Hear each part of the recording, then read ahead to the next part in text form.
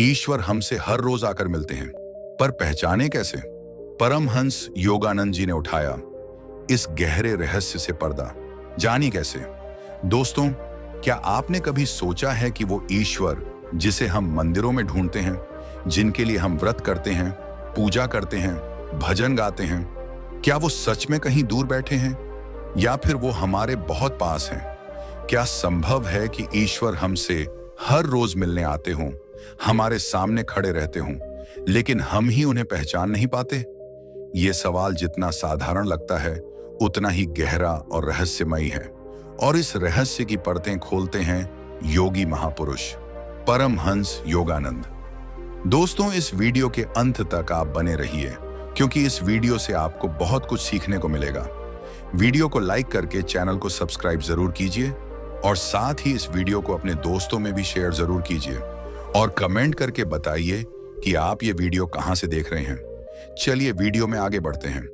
परमहंस योगानंद ने कहा था, God comes to us every day disguised as our own life. यानी ईश्वर हर दिन हमारी जिंदगी के रूप में हमारे पास आते हैं। अब ये बात हमें सोचने पर मजबूर करती है कि अगर ईश्वर हमारी रोजमर्रा की जिंदगी में शामिल हैं, तो फिर हम क्यों नहीं उन्हें महसूस कर पाते? असल में हमारी आंखें केवल वही देख पाती हैं जो बाहर है, लेकिन जो अदृश्य है, जो सूक्ष्म है, उसे देखने के लिए आंखें नहीं, अंतरात्मा चाहिए। और यही अंतरात्मा धीरे धीरे तब जागती है जब हम भीतर उतरते हैं, जब हम खुद को समझना शुरू करते हैं। परमहंस योगानंद ने बचपन से ही एक बात महसूस की थी कि मनुष्य का असली स्वरूप केवल शरीर नहीं, केवल सोच नहीं, बल्कि वो चेतना है जो हर जगह व्याप्त है। उन्होंने कहा, जब तुम किसी के भीतर झांकते हो, तब तुम भगवान को देख सकते हो, क्योंकि भगवान हर जीव में है, हर चीज में है, हर अनुभव में है। तो सवाल यह है, कैसे पहचाने कि ईश्वर हमसे मिल रहे हैं? शायद जब आपकी मां बिना कहे समझ जाए कि आपको भूख लगी है, तो वो ईश्वर है। शायद जब कोई अजनबी मुस्कुराकर आपकी मदद कर दे, तो वो ईश्वर है। शायद जब आप हार मान चुके हों, लेकिन भीतर से एक आवाज कहे कि एक बार और कोशिश करो, तो वो ईश्वर है। शायद जब आप पूरी तरह टूट जाते हैं और अचानक कोई आपको गले लगाकर कहता है, सब ठीक हो जाएगा, तो वो ईश्वर खुद आपको छू रहा होता है। परमहंस योगानंद ने कहा, be calmly active and actively calm. यानी आप बाहर से जितने भी क्रियाशील हों, भीतर से शांत रहिए, क्योंकि ईश्वर की आवाज शोर में नहीं, मौन में सुनाई देती है। कभी आपने सोचा है कि क्यों अचानक कोई विचार आता है कि किसी से मिलो, किसी को फोन करो, किसी को माफ कर दो या किसी अनजान व्यक्ति की मदद कर दो? ये आपकी आत्मा नहीं, वो ईश्वर है जो आपके जरिए खुद को जाहिर कर रहा है। वो इशारा कर रहा है, मैं यहां हूं। लेकिन हम इतने व्यस्त हैं, इतने उलझे हुए हैं, इतने चिंता में डूबे हुए हैं कि हम उन छोटे छोटे इशारों को नजरअंदाज कर देते हैं और फिर कहते हैं, भगवान मेरी सुनते नहीं। जबकि सच ये है, ईश्वर हर पल हमें पुकारते हैं, लेकिन हम ही सुनना नहीं चाहते। परमहंस योगानंद ने ध्यान, मेडिटेशन को ईश्वर से संपर्क का सबसे सशक्त माध्यम बताया। उन्होंने कहा, silence is the alter of spirit. यानी मौन ही आत्मा का मंदिर है। जब हम ध्यान में बैठते हैं, जब सांसों के पार जाने लगते हैं, तब धीरे धीरे वो पर्दा हटता है जो हमें ईश्वर से अलग करता है। अब सोचिए, अगर कोई आपके सामने हो और आप आंखें बंद कर लें, तो क्या उसका न होना सिद्ध हो जाता है? नहीं। उसी तरह ईश्वर भी हर पल हमारे सामने है, हमारे भीतर हैं, लेकिन हमारी आंखें बंद हैं, मोह की, अहंकार की, लालच की, डर की। परमहंस योगानंद कहते हैं, जब तुम किसी को प्रेम से देखते हो, तो उसमें ईश्वर दिखाई देने लगता है। यानी अगर दृष्टि में प्रेम है, तो हर चेहरा ईश्वर बन जाता है। अगर दृष्टिकोण बदल जाए, तो फिर जो दूध बेचने वाला है, वो भी ईश्वर है। जो हमें सब्जी देता है, जो हमें चाय पिलाता है, जो रास्ते पर चल रहा है, हर कोई ईश्वर का ही रूप है। ईश्वर कोई रोशनी बनकर आसमान से नहीं उतरते, वो रोज हमारे जीवन में अलग अलग रूपों में उतरते हैं। एक शिक्षक की सीख में, एक पिता के कठोर प्रेम में, एक माँ की ममता में, एक मित्र की हंसी में, एक प्रेमी की तड़प में। वो हर रूप में छुपे हैं। परमहंस योगानंद ने एक बार कहा था कि जब मैंने पहली बार भगवान को भीतर देखा तो ऐसा लगा जैसे सारी दुनिया चुप हो गई हो। ना कोई आवाज, ना कोई विचार, सिर्फ एक रोशनी, और उस रोशनी में एक असीम प्रेम। उन्होंने कहा, that joy never leaves you, once you touch it the world changes. अब सवाल यह है, क्या यह अनुभव सिर्फ योगी ही कर सकते हैं? नहीं, हर इंसान में वो क्षमता है। हर दिल ईश्वर का मंदिर बन सकता है, लेकिन उसके लिए हमें सतर्क रहना होगा, अपनी चेतना को जागरूक करना होगा। दोस्तों, इस वीडियो के अंत तक आप बने रहिए, क्योंकि इस वीडियो से आपको बहुत कुछ सीखने को मिलेगा। वीडियो को लाइक करके चैनल को सब्सक्राइब जरूर कीजिए और साथ ही इस वीडियो को अपने दोस्तों में भी शेयर जरूर कीजिए और कमेंट करके बताइए कि आप ये वीडियो कहां से देख रहे हैं। चलिए वीडियो में आगे बढ़ते हैं। तो चलिए अब सोचते हैं, आज ईश्वर किस रूप में हमारे पास आए? क्या वो सुबह की उस चाय में थे जिसने हमें सुकून दिया, या उस किताब के शब्दों में थे जिसने हमें कुछ नया सिखाया, या उस बच्चे की मुस्कुराहट में थे जिसने हमें भीतर से हल्का कर दिया, या उस बुजुर्ग की आंखों में जिसने सिर्फ देखकर आशीर्वाद दे दिया? ईश्वर हर जगह है, बस हमें देखना सीखना है। परमहंस योगानंद कहते हैं, don't seek God outside, he is hidden in your breath, in your thoughts, in your heart beats. यानी बाहर ढूंढना बंद कीजिए, भीतर देखिए। हर सांस में वो हैं, हर स्पंदन में वो हैं। अब सोचिए, जब आप अकेले होते हैं और अचानक कोई शांत संगीत आपके मन को छू लेता है, वो ईश्वर ही है जो कहता है, मैं तुम्हारे साथ हूं। जब आप रास्ता भटक जाते हैं और कोई संकेत मिल जाता है, कोई इंसान रास्ता बता देता है, वो ईश्वर ही है जो कहता है, डर मत, मैं तेरे साथ हूं। ईश्वर से मिलने के लिए किसी विशेष दिन का इंतजार मत कीजिए, वो हर पल मिलने आते हैं। बस पहचानने की क्षमता विकसित कीजिए। परमहंस योगानंद कहते हैं, make your life a continuous meditation. यानी आपकी पूरी जिंदगी ही एक ध्यान बन जाए, तब हर क्षण ईश्वर का साक्षात्कार होगा। वो आपके काम में होंगे, आपकी बातचीत में, आपके रिश्तों में, आपकी खामोशी में। अगर आपको किसी ने माफ किया जब आपने उम्मीद छोड़ दी थी, वो ईश्वर है। अगर आपको किसी ने थामा जब पूरी दुनिया ने छोड़ दिया, वो ईश्वर है। अगर आपकी आंखों में आंसू थे और किसी ने बिना पूछे उन्हें पोंछ दिया, वो ईश्वर है। अगर आपने खुद को फिर से उठते हुए पाया जब आप पूरी तरह हार चुके थे, तो यकीन मानिए ईश्वर ने आपको उठाया। ईश्वर किसी एक मूर्ति में सीमित नहीं है, वो तो जीवन की हर धड़कन में समाये हैं। वो कण कण में हैं, क्षण क्षण में हैं, बस हमें अपनी दृष्टि बदलनी है। परमहंस योगानंद कहते हैं, जब तुम प्रेम करते हो तो भगवान खुद तुम्हारे जरिए प्रेम करता है। तो प्रेम ही वो भाषा है जिससे ईश्वर को महसूस किया जा सकता है, और ध्यान वो पुल है जो हमें हमारी आत्मा से और आत्मा को परमात्मा से जोड़ता है। तो दोस्तों, आज से एक नई शुरुआत कीजिए। हर इंसान में ईश्वर को देखना शुरू कीजिए। हर अनुभव में उनका हाथ महसूस कीजिए। जब आप हंसते हैं, जब आप रोते हैं, जब आप चलते हैं, गिरते हैं, उठते हैं, हर जगह, हर भावना में ईश्वर है। वो हमसे रोज मिलते हैं, हर सुबह की किरण बनकर, हर रात की शांति बनकर, हर आवाज की खामोशी बनकर, हर मुस्कुराहट की गहराई बनकर। परमहंस योगानंद की ये बात हमेशा याद रखिए, the more you meditate, the more you will feel the presence of God, not as a distant belief but as an intimate experience. तो चलिए ईश्वर को किसी मंदिर या आसमान में नहीं, बल्कि अपने हृदय में, अपनी सांसों में, अपने कर्मों में ढूंढना शुरू करें, क्योंकि सच यही है, ईश्वर हमसे हर रोज मिलते हैं, पर पहचानने के लिए हमें अपने मन को शांत और दिल को खुला रखना होता है। अब सवाल यह उठता है कि अगर ईश्वर सच में हर रोज हमसे मिलने आते हैं, तो क्या हम सच में उनसे मिलने के लिए तैयार हैं? क्या हम अपने जीवन को, अपने मन को, अपने हृदय को इतना साफ और सजग बना पाए हैं कि जब वो हमारे सामने आए तो हम उन्हें पहचान सकें? अक्सर हम सोचते हैं कि ईश्वर किसी चमत्कार की तरह प्रकट होंगे, कोई दिव्य प्रकाश दिखेगा, कोई आकाश से आवाज आएगी, लेकिन परमहंस योगानंद कहते हैं कि ईश्वर चमत्कार नहीं, साधारणता में छिपे होते हैं। वो हमारी उस माँ की तरह हैं जो बिना कुछ कहे हमारे लिए रोटी बना देती है। वो उस पिता की तरह हैं जो खुद तकलीफें सहकर हमें पढ़ाता है। वो उस दोस्त की तरह है जो बिना पूछे हमारे दर्द को समझ लेता है। लेकिन हम अपनी व्यस्तता, अपने तनाव, अपने लालच और अपने घमंड में इतने उलझे रहते हैं कि हमें वो छोटे छोटे क्षण दिखाई ही नहीं देते जिनमें ईश्वर हमसे मिल चुके होते हैं। परमहंस योगानंद कहते हैं कि जब तुम भीतर की ओर यात्रा करते हो, जब तुम्हारा ध्यान बाहर की आवाजों से हटकर भीतर की खामोशी पर टिकता है, तब तुम्हें एहसास होता है कि कोई है जो हमेशा से तुम्हारे साथ था। वो कोई अलग नहीं, बल्कि वही ईश्वर है जिसे तुम मंदिरों में ढूंढ रहे थे। वो तुम्हारी आत्मा में बैठा है, तुम्हारी हर सांस के साथ बह रहा है, हर धड़कन में गूंज रहा है। पर उसे महसूस करने के लिए तुम्हें रुकना पड़ेगा। तुम्हें अपने जीवन की गति को थोड़ा धीमा करना पड़ेगा।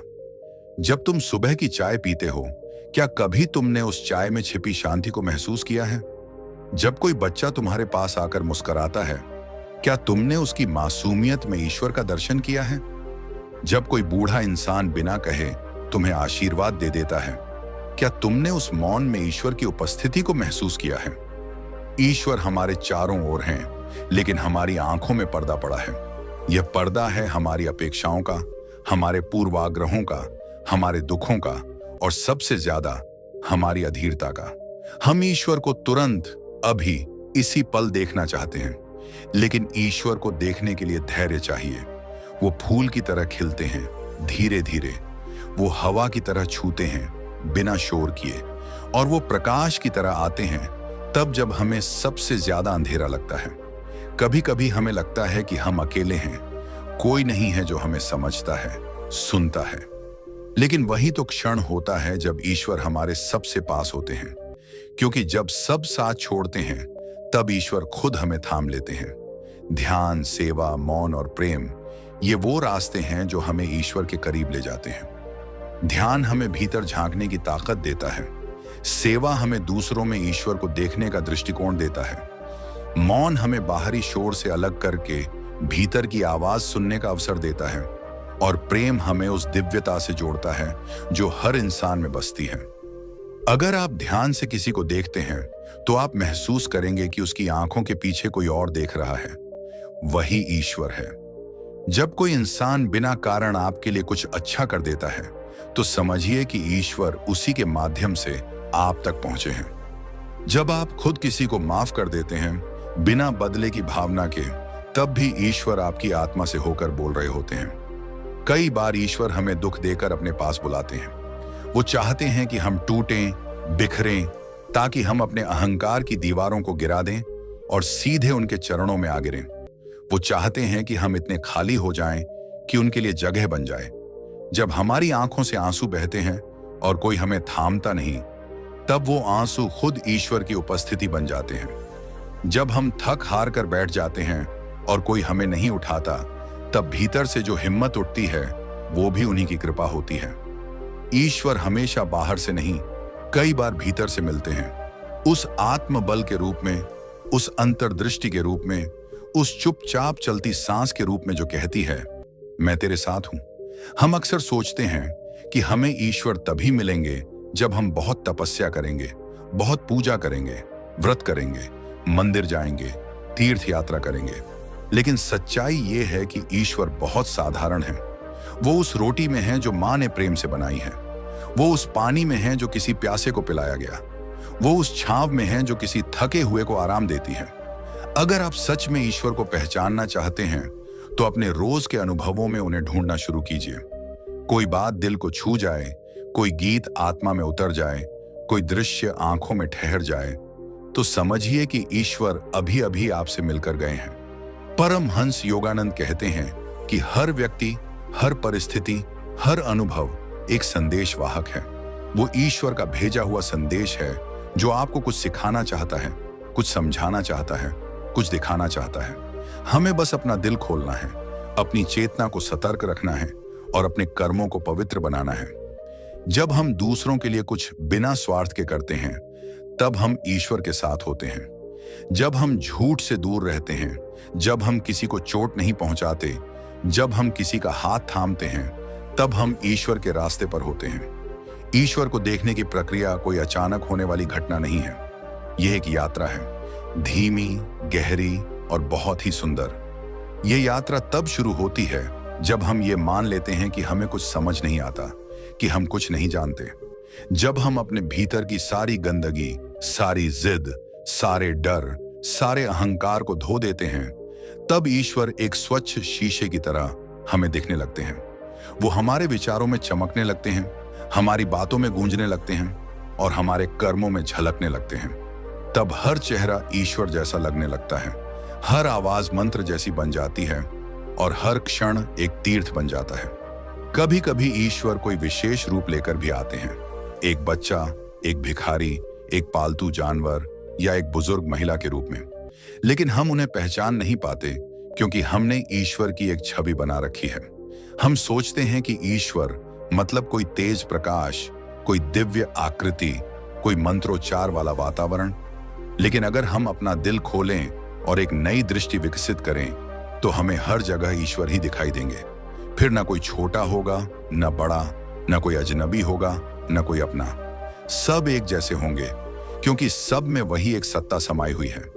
आज जब आप अपने दिन की शुरुआत करें तो कुछ पल रुकिए, अपनी आंखें बंद कीजिए, अपने भीतर झांकिए, अपने आप से पूछिए, क्या आज मैं ईश्वर को पहचानने के लिए तैयार हूं? क्या मैं उनके संकेतों को पढ़ने के लिए खुला हूं? क्या मैं उनकी मौन उपस्थिति को महसूस कर सकता हूं? क्योंकि अगर आपका उत्तर हां है तो यकीन मानिए आज वो फिर आएंगे, किसी के स्पर्श में, किसी की मुस्कान में, किसी की चुप्पी में, किसी की मदद में। और आप उन्हें देख भी पाएंगे, पहचान भी पाएंगे, क्योंकि अंततः ईश्वर ना कहीं दूर हैं, ना छुपे हुए हैं। वो तो हर पल हमारे जीवन के माध्यम से हमसे मिलते हैं। सवाल बस इतना है, क्या हम देखने के लिए तैयार हैं? दुनिया कभी भी तुम्हारी कमजोरी को नजरअंदाज नहीं करती, बल्कि उसे ही तुम्हारे खिलाफ हथियार बना देती है। इसीलिए कभी अपने टूटे हिस्सों को लोगों के सामने मत रखो। सबको दिखाओ कि तुम संभल चुके हो, चाहे अंदर से कुछ भी चल रहा हो। लोग सलाह देंगे, ताने मारेंगे, लेकिन कोई तुम्हारे लिए रात में जाग कर नहीं रोएगा। अपने घाव खुद चाटने की आदत डाल लो, क्योंकि ये दुनिया सिर्फ जीतने वालों को पहचानती है। जब तुम खामोश रहना सीख जाते हो तो समझो कि तुम अब बोलने वालों से ज्यादा खतरनाक हो चुके हो। तुम्हारी चुप्पी लोगों को डराने लगती है, क्योंकि अब तुम जवाब नहीं दे रहे, तुम सब्र कर रहे हो, और सब्र जब जवाब देता है तो खामोशी से तबाही लाता है। इसीलिए अब वक्त आ गया है कि लोगों को शब्दों से नहीं, कामयाबी से जवाब दो। कभी किसी से इस उम्मीद में मत जुड़ो कि वो तुम्हारे अकेलेपन को भर देगा, क्योंकि जो खुद खाली है वो तुम्हें क्या देगा। खुद को भरना सीखो, खुद से प्यार करना सीखो। जब तुम खुद को अपनाना शुरू कर दोगे तब ये दुनिया तुम्हारी इज्जत करने लगेगी। तुम अगर खुद की कदर नहीं करोगे तो ये दुनिया तुम्हें हर मोड़ पर गिरा देगी। रिश्ते निभाने का जमाना नहीं रहा, अब तो बस लोग साथ चलने के लिए किसी को ढूंढते हैं, और जैसे ही रास्ता थोड़ा मुश्किल होता है वो तुम्हें छोड़कर निकल जाते हैं। ऐसे लोगों के लिए दिल मत दुखाओ। जो साथ चला हो वही साथी होता है, जो बीच रास्ते छोड़ दे वो सिर्फ किरदार होता है तुम्हारी कहानी का।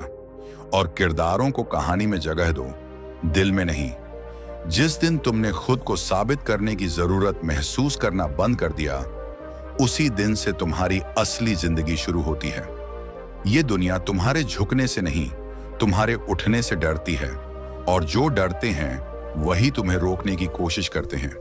इसीलिए अब मत रुकना, मत झुकना, बस चलना है, चाहे रास्ता कितना भी कठिन क्यों ना हो। पुराने समय की बात है जब मगध की सत्ता पर राजा घनानंद राज कर रहा था। उसके पास सब कुछ था, पावर, वेल्थ, आर्मी और ईगो। वो इतना घमंडी हो गया था कि खुद को भगवान समझने लगा था। उसका दरबार सोने से चमकता था, लेकिन वहां इंसान की कोई कीमत नहीं थी। और तब उसकी जिंदगी में आया एक आम सा दिखने वाला लेकिन दिमाग से खतरनाक इंसान, चाणक्य। एक ऐसा आदमी जो न तलवार चलाता था, न सत्ता के आगे झुकता था। जब चाणक्य अपने विचार लेकर घनानंद के दरबार में पहुंचा तो वहां उसका अपमान किया गया, उसे नीचा दिखाया गया, बाल पकड़े गए और दरबार से धक्का मारकर बाहर फेंक दिया गया। लेकिन चाणक्य ने उस दिन कोई गुस्सा नहीं दिखाया, उसने बदले की धमकी नहीं दी, वो बस चुप रहा। मगर अंदर ही अंदर उसने एक डिसीजन ले लिया था। उसने अपने गिरे हुए बालों को उठाया और कहा, जब तक इस गद्दी को मिटा न दूं, तब तक अपने बाल नहीं बांधूंगा। ये उसकी चुप्पी नहीं थी, ये उसकी सबसे बड़ी रणनीति थी। वो जानता था कि किसी राजा को हराने के लिए तलवार की नहीं, दिमाग की जरूरत होती है।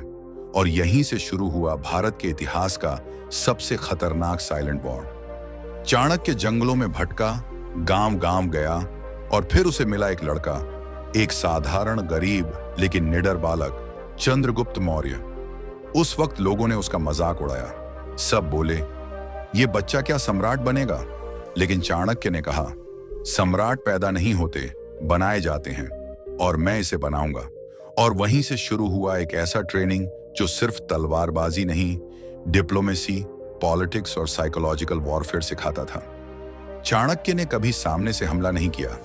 उसने लोगों के दिमाग में सवाल बोए। घनानंद इतना सोना जमा क्यों कर रहा है? जनता भूखी क्यों है? कर बढ़ते जा रहे हैं और राजा ऐश कर रहा है। धीरे धीरे उसने लोगों को घनानंद के खिलाफ खड़ा कर दिया।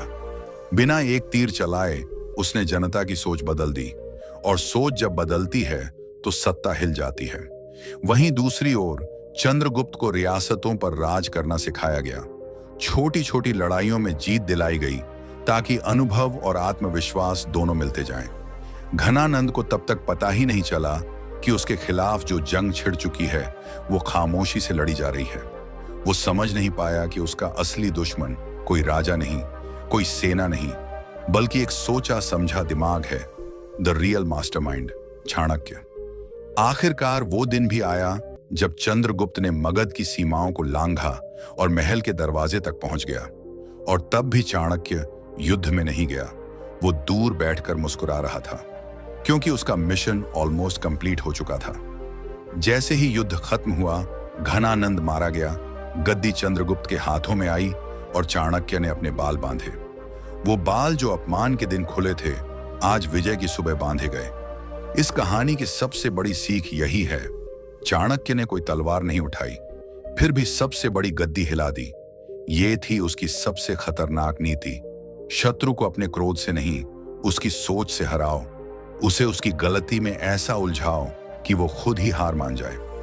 उसने कभी लाउड नहीं बोला, सिर्फ स्मार्टली सोचा और पेशेंटली एग्जीक्यूट किया। आज भी अगर कोई हमें नीचा दिखाए तो जवाब गुस्से में नहीं, स्ट्रैटेजी में होना चाहिए, क्योंकि आखिरी जीत उसी की होती है जो सोच के साथ चलता है, शोर के साथ नहीं। बोलना सबको आता है, मगर किसी के दर्द को सुनना बहुत कम लोगों को आता है। वक्त सबका आता है, बस सबका वक्त अलग होता है। आज जो तुम्हारा मजाक बना रहे हैं, कल वही तुम्हारी कहानी सुनाया करेंगे। रिश्ते वो नहीं जो दिखते हैं, रिश्ते वो हैं जो वक्त पर साथ खड़े हों। जो लोग तुम्हें सही सलाह देते हैं वो तुम्हारे अपने होते हैं, बाकी तो सिर्फ हाँ में हाँ मिलाते हैं ताकि तुम गिरो और उन्हें कहने का मौका मिले। जो तुम्हारी मेहनत की तारीफ करता है वो तुम्हारे साथ है, बाकी सब तुम्हारी हार का इंतजार करते हैं। जिंदगी में सबसे अच्छा रिश्ता वो होता है जो शब्दों से नहीं, समझ से जुड़ा हो। जो लोग तुम्हें तकलीफ देकर भी चैन से सो जाते हैं, उन्हें तुम्हारी फिक्र नहीं। अगर कोई बार बार तुम्हें नीचा दिखाता है तो वो तुम्हारा नहीं। हर किसी को अपनी सफाई मत दो, क्योंकि जो तुमसे प्यार करता है उसे सफाई की जरूरत नहीं, और जो नफरत करता है वो मानने वाला नहीं। कभी कभी चुप रहना ही सबसे बड़ा जवाब होता है। कभी किसी से इतना भी मत जुड़ो कि वो तुम्हारे लिए जरूरत से ज्यादा खास बन जाए। ज्यादा उम्मीदें हमेशा ज्यादा तकलीफ देती हैं। सिर्फ बोलना ही नहीं, सुनना भी सीखो, क्योंकि हर कोई सिर्फ अपनी सुनाने आता है। जिस दिन तुमने अपनी कीमत पहचान ली, उस दिन से लोग तुम्हें बेचना बंद कर देंगे। दुनिया का नियम है, जो चुप रहता है उसे कमजोर समझा जाता है, और जो बोलता है उसे बदतमीज कहा जाता है। इसलिए खुद को किसी के हिसाब से मत ढालो, जैसे हो वैसे रहो, क्योंकि सच्चाई देर से समझ आती है मगर असर गहरा छोड़ती है। कभी कभी तुम्हें अपने ही लोग अजनबी लगने लगते हैं, क्योंकि उन्होंने चेहरे बदल लिए होते हैं और तुम दिल से जुड़े रहते हो। खुद को मजबूत बनाओ ताकि कल जब कोई तुम्हें छोड़ दे तो तुम टूटो नहीं, बल्कि मुस्कुराकर कह सको, शुक्रिया, तूने मुझे खुद से मिलवाया। रिश्ते वही अच्छे होते हैं जिनमें सॉरी और थैंक यू से ज्यादा चल कोई बात नहीं चलता है। कभी खुद के लिए भी जियो, वरना पूरी जिंदगी दूसरों को खुश करते करते थक जाओगे। कभी किसी से इतना मत डरना कि वो तुम्हारे ऊपर हावी हो जाए। डर को चेहरे पर नहीं, मेहनत में बदलो। ताकत तुम्हारी सोच में होनी चाहिए, ताकि सामने वाला तुम्हें हल्के में लेने की गलती ना करे। अगर आपको ये वीडियो पसंद आई तो वीडियो को लाइक जरूर करें और हमारे चैनल को सब्सक्राइब करें, ताकि अगली बार जब ईश्वर आपके दरवाजे पर आए तो आप उन्हें पहचान सकें।